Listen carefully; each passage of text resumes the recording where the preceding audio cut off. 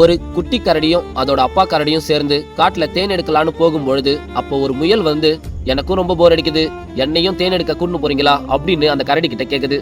இத கேட்ட அந்த அப்பா கரடியும், சரி வா நம்ம ஒன்னா போலாம் அப்படின்னு சொல்லி அவங்க 3 பேரும் தேன் எடுக்கிறதுக்காக போகும்பொழுது அப்ப அந்த இடத்துல திடீர்னு ஒரு மிகப்பெரிய மலைப்பாம்பு ஒண்ணு வந்துடுது.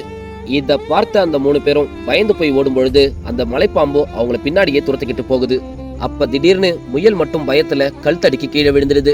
இத பார்த்த அந்த குட்டி கரடி தன்னுடைய அப்பா கரடி கிட்ட சொல்லுது, அப்பா அந்த முயலுக்கு என்ன ஆனா என்னப்பா, முதல்ல நம்ம உயிரை நம்ம காப்பாத்திக்கலாம் அப்படின்னு சொல்லுது.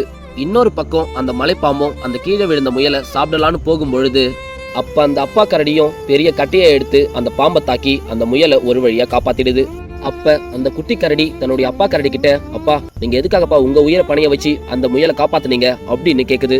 அதுக்கு அவங்க அப்பா கரடியும், கண்ணா நீ ஒரு விஷயத்த நல்லா புரிஞ்சுக்கோ, நமக்கு ஆபத்துன்னு வரும்பொழுது நம்மளுடைய சுயநலத்துக்காக தன்னை நம்பி வந்தவங்களை என்னைக்கும் அந்த ஆபத்துல நம்ம அவங்கள தனியா விட்டுட்டு வந்துடக்கூடாது. இது கூட பிறந்தவங்களா இருந்தாலும் சரிதான், வேற ஒருத்தரா இருந்தாலும் சரிதான், நம்மள நம்பி அவங்க வந்துட்டாங்கன்னா எல்லா உயிரையும் நம்ம ஒரே மாதிரி தான் பார்க்கணுன்றத நீ என்னைக்கும் மறந்துடாத. இந்த குட்டி ஸ்டோரி பிடிச்சிருந்தா மறக்காம லைக் பண்ணுங்க.